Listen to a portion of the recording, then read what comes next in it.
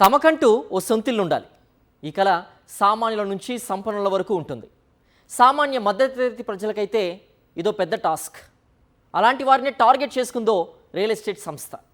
చౌక ధరకు ప్లాట్లంటూ ఊరూరా ప్రచారం చేసింది. వందల మంది నుంచి వందల కోట్లు వసూలు చేసింది. ఆ తర్వాత ఏం జరిగిందో మీరే చూడండి.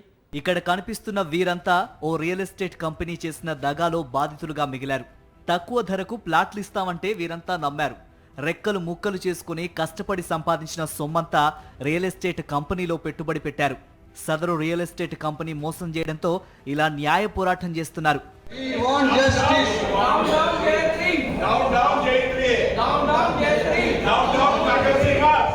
ఇదిగో ఇక్కడ కనిపిస్తున్న ఇతను కాకర్ల శ్రీనివాస్. J3 ఇన్ఫ్రాస్ట్రక్చర్ జయ గ్రూప్ పేరుతో రియల్ ఎస్టేట్ కంపెనీ ప్రారంభించాడు. ఇతనే ఈ కంపెనీకి డైరెక్టర్. తక్కువ ధరకే ప్లాట్లు అంటూ ప్రచారం చేశాడు. 2021లో ఈ కంపెనీకి చెందిన కొందరు మార్కెటింగ్ ఎగ్జిక్యూటివ్స్ చందానగర్, గోపన్పల్లి, కుకట్పల్లిలోని తమ ప్రాజెక్టుల్లో అన్ని హంగులు కలిసిన ప్లాట్లు తక్కువ ధరలో అందుబాటులో ఉన్నాయని మధ్యతరగతి ప్రజలను నమ్మించారు.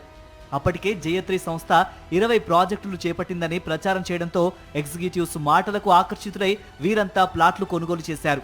చందానగర్లోని హిల్టన్ పేరిట ఉన్న ప్రాజెక్టులో సుమారు 800 ప్లాట్లు ఉన్నాయని, ముందస్తుగా కొంత చెల్లిస్తే 2023 వరకు ప్లాట్లు అప్పగిస్తామని చెప్పారు. నిజమేనని నమ్మిన 400 మంది J3 రియల్ ఎస్టేట్ సంస్థలో పెట్టుబడులు పెట్టారు. ఒక్కొక్కరు 20 లక్షల నుంచి 1,80,00,000 వరకు చెల్లించారు. అయితే ఒప్పందం గడువు తీరినా ప్లాట్లు అప్పగించలేదు. పైగా ప్లాట్లు ఇస్తామని చూపించిన స్థలం గురించి విచారణ చేస్తే అది వేరే సంస్థకు సంబంధించిందని, ఆ సంస్థతో MOU చేసుకుని తమకు తప్పుడు ప్లాట్లు చూపించి మోసగించారని బాధితులు అంటున్నారు. అంటే ఒక ల్యాండ్ని ఇద్దరితో వాళ్ళు ఫైనాన్షియల్ ట్రాన్సాక్షన్ చేసుకున్నారు.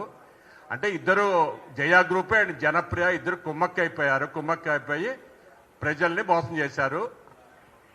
ఆల్రెడీ జనప్రియ వాడు రేరాకి ఇచ్చారు లెటరు 18/8/23 అతను ఎగ్జిట్ అయ్యాడని. కానీ అతను ఎగ్జిట్ అవ్వకముందే ఇవన్నీ ట్రాన్సాక్షన్ జనప్రియ చేశాడు.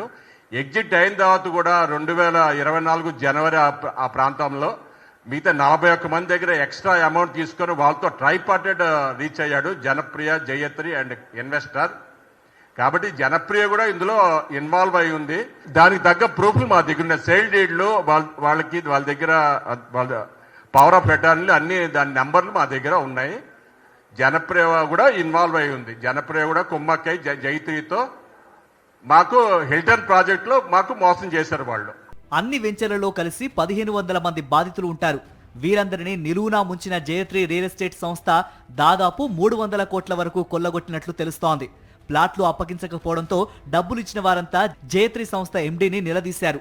కొందరికి డబ్బులు వాపసు చెల్లిస్తామని ఒప్పుకున్నారని, మరికొందరికి చెక్కులు కూడా ఇచ్చారని, అయితే అవి బౌన్స్ అయ్యాయన్నారు. మధ్యలో చాలా మందికి బాధితులకు అంటే మోసపోయిన వాళ్లకు, ఇన్వెస్టర్స్ కు డబ్బులు కట్టిన వాళ్లకు వీళ్ళు చెక్కులు ఇచ్చారు. చాలా మందికి చెక్స్ ఇచ్చారు. బట్ ఒక్క చెక్ కూడా వీళ్ళు డబ్బులు బ్యాంకులో క్రెడిట్ చేసుకోలేకపోయారు. అంటే అన్ని చెక్స్ బౌన్స్ అయ్యాయి. మళ్ళీ ఆ విధంగా కూడా రెండోసారి మోసం చేశారు. చాలా మంది రెండోసారి మూడోసారి డబ్బులు ఇన్వెస్ట్ చేశారు. బట్ ఈ బాధితులలో ఇన్వెస్టర్స్లో అందరూ 99% మధ్యతరగతి వాళ్ళే. మరి మధ్యతరగతి వాళ్ళ కష్టాన్ని, రక్తాన్ని దారబోసి కష్టపడి సంపాదించిన డబ్బును వీళ్ళు తీసుకొని దోచుకొని మరి అనుభవిస్తే వీళ్ళకి ఏం మంచి జరుగుతుంది అనేది మా అందరి ఆవేదన, బాధ. చాలా మంది బాధితులు వ్యక్తం చేస్తున్నారు. మరి ఇప్పటికైనా వాళ్ళు మనసు తెచ్చుకొని మాకు మా డబ్బును ఇంట్రెస్ట్ సహా తిరిగి ఇవ్వాలని నేను కోరుకుంటున్నాను. సేమ్ టైంలో గవర్నమెంట్ కూడా నేను విజ్ఞప్తి చేస్తున్నాను, అభ్యర్థిస్తున్నాను.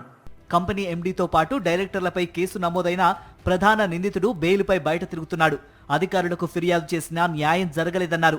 ఈడీకి సైతం ఫిర్యాదు చేశామని, సదరు సంస్థపై విచారణ జరిపించి యాజమాన్యంపై చర్యలు తీసుకొని తమకు న్యాయం చేయాలంటున్నారు బాధితులు.